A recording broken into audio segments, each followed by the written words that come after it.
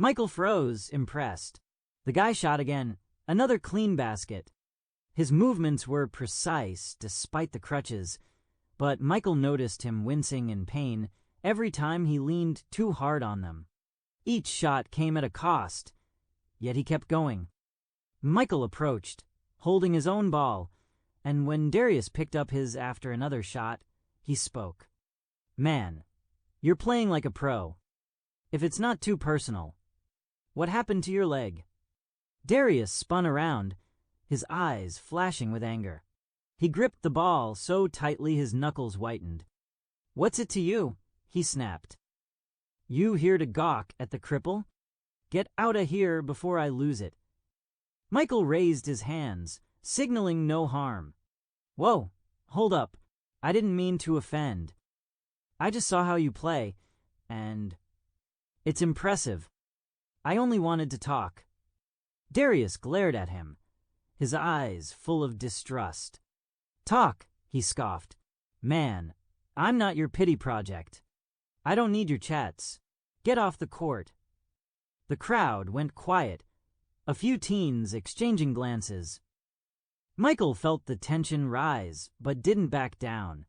He saw something in Darius beyond the anger, pain hidden behind sharp words. Michael set his ball down and pulled off his cap, revealing his face. "Look, I'm not some random dude," he said calmly. "I'm Michael B. Jordan. Yeah, the guy from the movies. And I'm not here to pity you. I see how you play, and I think you deserve better than those crutches." Darius froze, his eyes narrowing. He clearly didn't buy it. "You're full of it," he said, but there was a hint of uncertainty in his voice. "You think I'll believe Michael Jordan's standing here talking about my crutches?"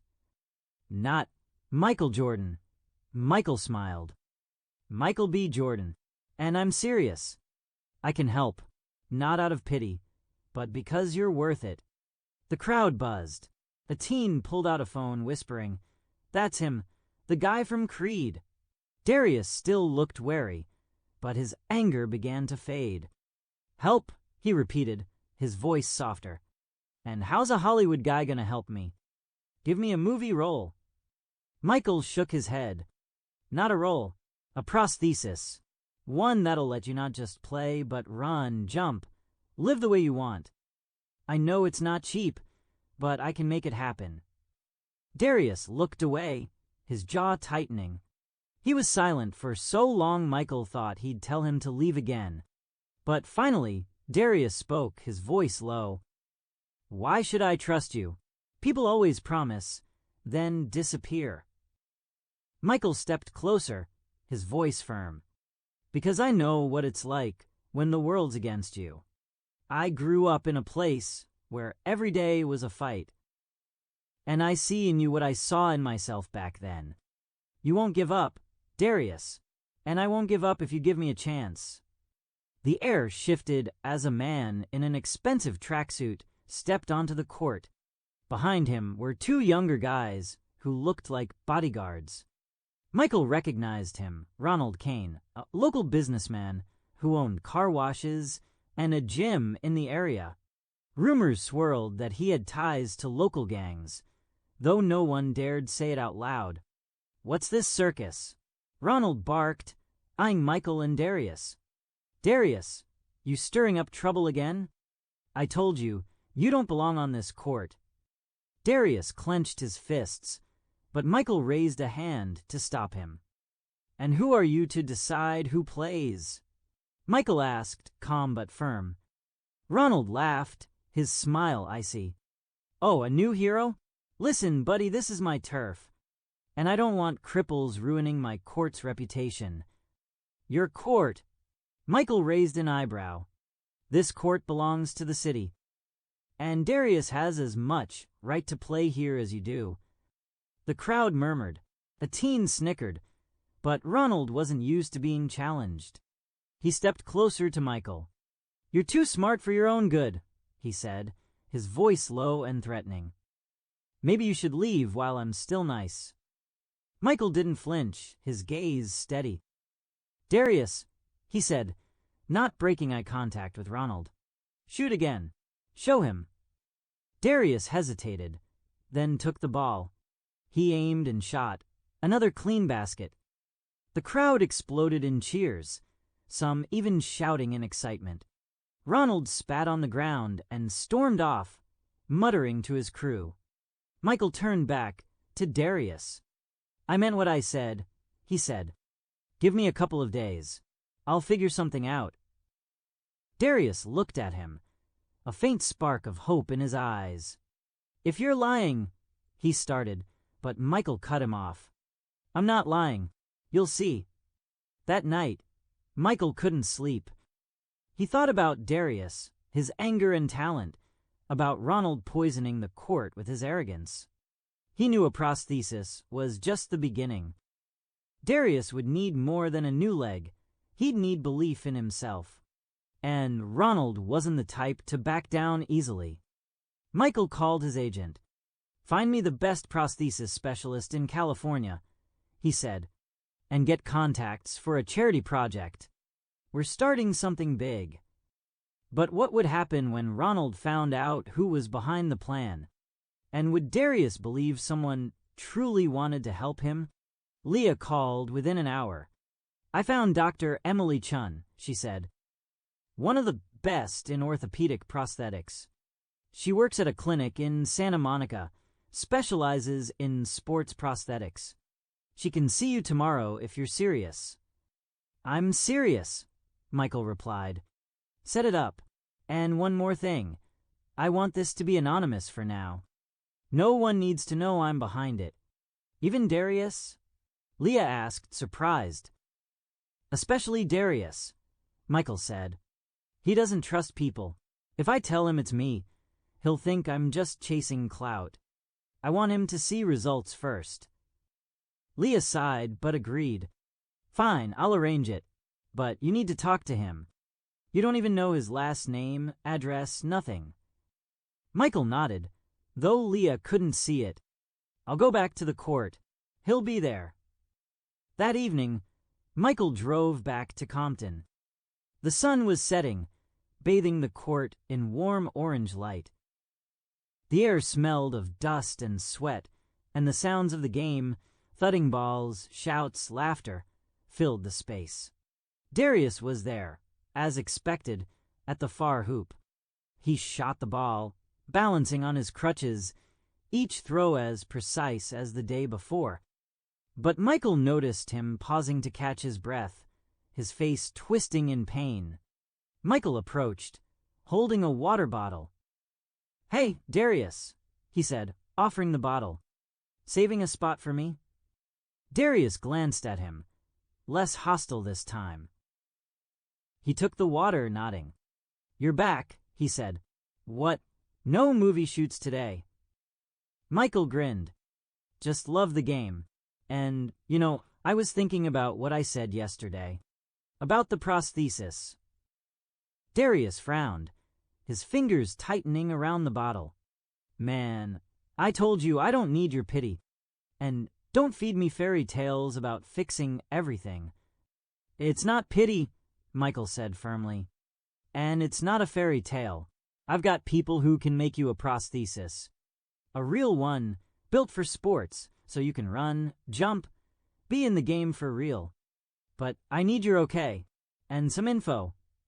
Darius looked away, his jaw clenched. He was silent for so long Michael thought he'd shut him down again. But finally, Darius spoke, his voice low. 2 years ago, car accident. A truck ran a red light. My leg. Doctors couldn't save it. Insurance refused to cover a prosthesis, said I could live without it." He gave a bitter smile. "Live. On crutches. No job. No nothing." Michael felt anger rise in his chest, but kept it in check. "You don't have to live like that," he said. "Give me a chance to fix this. I'll set up a meeting with a doctor. All you need to do is show up." Darius looked at him, doubt in his eyes, but a faint glimmer of hope flickered. "If you screw me over," he began. "I won't," Michael interrupted. "Just trust me. Once. Darius slowly nodded. All right, but no cameras, no show. If this is PR, I'm out. No cameras, Michael promised. This is between us. The next day, Michael and Darius met at the clinic in Santa Monica. The modern building had large windows, letting in streams of sunlight. Inside, it smelled of antiseptic and new plastic, with the soft hum of an air conditioner in the background. Darius looked uneasy, gripping his crutches as if ready to bolt. Michael walked beside him, trying to seem calm, though he was just as nervous inside. Dr. Chun, a short woman with kind eyes and confident movements, greeted them in her office. She asked Darius detailed questions about his injury, lifestyle, and love for basketball, then conducted an exam and took measurements. "We can build a sports prosthesis," she said, looking at Darius. "Light, durable, designed for active movement. It'll take a few weeks to make, then a period of adjustment. Are you ready for this?" Darius glanced at Michael, then back at the doctor. "If it gives me a shot to play for real, I'm ready." Michael felt the tension in his chest ease. He nodded to Dr. Chun. "Whatever it takes, money, equipment, time, I'll cover it. Just make it the best." The next few weeks were intense. Michael coordinated the process through Leah, ensuring Darius got everything he needed: consultations, tests, fittings.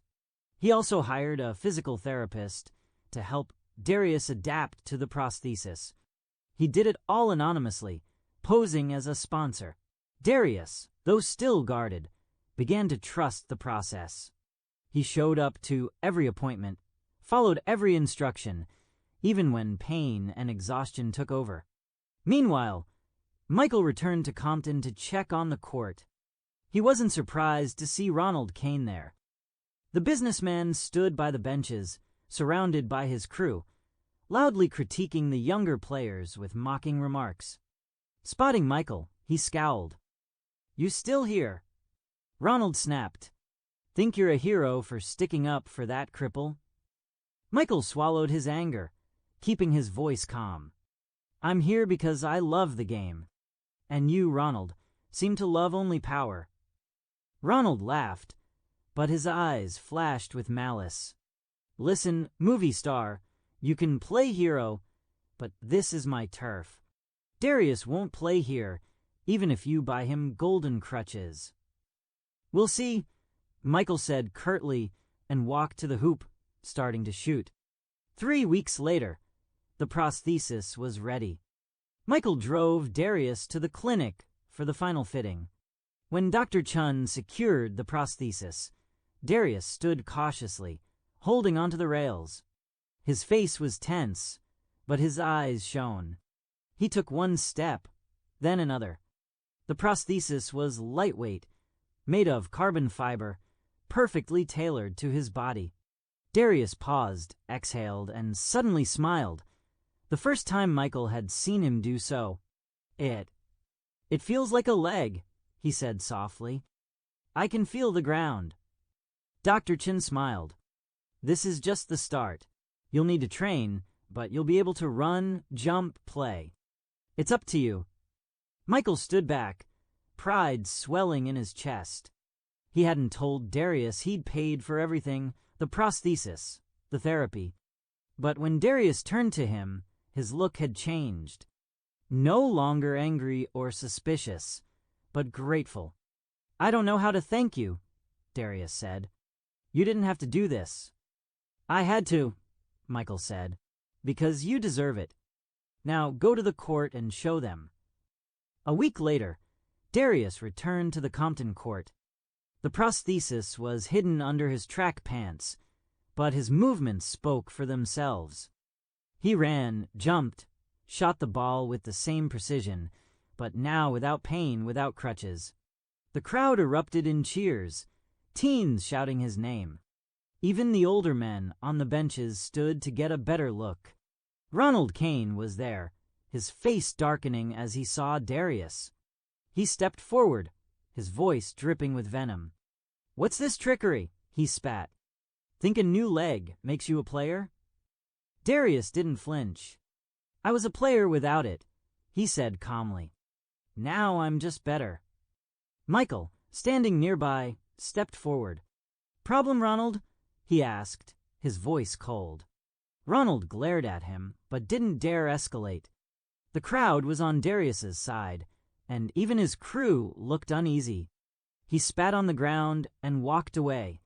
Darius turned to Michael, his eyes shining. "I don't know how you pulled this off," he said, "but I'll never forget it." Michael smiled.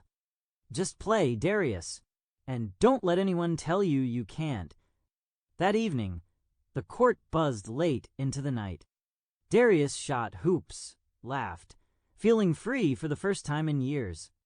Michael watched from the bench, knowing he'd done more than fund a prosthesis. He'd given Darius hope, but he also knew Ronald wouldn't give up easily. And Darius would need more than a new leg to face the challenges ahead. Michael called Leah. "Start a charity fund," he said. "For kids like Darius. This is just the beginning." But what would happen when the truth about his involvement came out? And how would Darius handle his new life when old enemies returned? It had been 2 weeks since Darius first stepped onto the court with his prosthesis. In that time, he'd become a local legend. Teens called him unstoppable. Older men on the benches shared his story with every newcomer, and girls from nearby houses lingered by the court longer than usual. But not everyone celebrated his triumph. Ronald Kane, though quieter after their last clash, hadn't vanished from Compton. Michael heard whispers that Ronald was spreading rumors, claiming Darius had sold out to some rich benefactor, that his new leg was just a publicity stunt. Those words hadn't reached Darius yet, but Michael knew they'd hit hard when they did. Meanwhile, Michael pressed forward with his plan. With Leah, he'd registered the Second Chance Charity Fund, aimed at helping young people like Darius, those the system had failed. The fund's first project was a grant for sports prosthetics for 3 other Californians. Michael still kept his involvement under wraps, but rumors were spreading. Someone from the Santa Monica clinic had let slip, and whispers in the neighborhood hinted at some Hollywood guy behind it all. Michael knew he couldn't stay hidden forever, but he wanted Darius to see him as a friend, not a celebrity chasing fame. That evening, the court was packed. A local team had thrown together an impromptu tournament, and Darius was the star. He played with such passion that even Michael, who'd seen NBA stars up close, couldn't look away. But as the game ended and the crowd began to disperse, Ronald Kane appeared again. This time he wasn't alone, for young men with grim faces flanked him. The air grew heavy with tension, and even Mrs. Jones, usually unfazed by drama, went quiet behind her lemonade stand. Ronald stopped in the middle of the court, his voice loud and sharp. "Darius," he barked, "think you're king now? Strutting around with that new leg, acting like you're above us all." Darius, sipping water on a bench, stood slowly. His face was calm, but Michael saw his shoulders tense. "I'm just playing, Ronald," Darius said. "If you've got a problem with that, that's on you." The crowd fell silent. Michael's heart pounded, but he stayed put, watching. He knew Darius needed to stand up for himself, but he was ready to step in if things went too far. Ronald laughed, the sound cold. "On me," he sneered. "Kid, you're nobody. You think some rich guy buys you a leg and you're a star? I know who's behind this." He turned to Michael, standing nearby. "Hey, Hollywood boy, this is you, right? Think you can waltz into my neighborhood and buy yourself a hero medal?" Michael stepped forward, his voice steady but firm. "I'm not here for medals, Ronald. I'm here because Darius deserves a chance. And if you can't see that, that's your blindness." The crowd buzzed. A teen shouted, "Tell him, Mike!" Ronald's face darkened, his crew exchanging glances, but they didn't move. He took a step toward Michael, eyes narrowed. "You think you can come here and change the rules?" he hissed. "This court is mine. I decide who plays." Darius, silent until now, spoke up. His voice was quiet, but carried weight. "You're wrong, Ronald," he said. "This court is ours. Mine, theirs." He nodded at the teens nearby. "Everyone who comes here to play. You don't get to decide for us. And you know what? I'm not just playing. I'm living, and you can't take that from me." The words hung in the air. The crowd erupted in cheers, someone whistling. Even Mrs. Jones, holding a lemonade glass, nodded in respect. Ronald looked like he'd been slapped. He opened his mouth to retort, but found no words. His crew stepped back, sensing the tide had turned. Finally, Ronald spat on the ground and stormed off, muttering under his breath. Michael looked at Darius, their eyes meeting.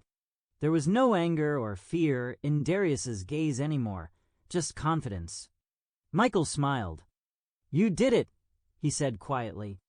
Darius shrugged, but a grin spread across his face. "We did it," he replied. That night, Michael and Darius stayed on the court until late. They shot hoops, laughed, talked about basketball, life, dreams. Darius admitted he wanted to become a coach, to teach kids from places like Compton to believe in themselves. Michael promised to help him get into a college with a sports management program. But most importantly, Darius no longer felt like a cripple. He was a player, a friend, a man who'd proven he could do anything. A month later, the Second Chance Fund officially launched. Michael finally revealed his involvement, but he did it quietly, without flashy press conferences. He spoke at a community event in Compton, with Darius standing beside him, holding a basketball.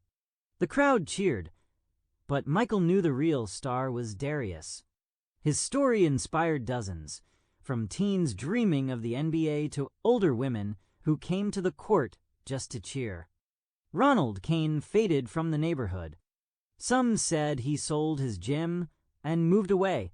Others claimed he lost his influence when the community united against his bullying. Michael didn't know what was true, and he didn't care.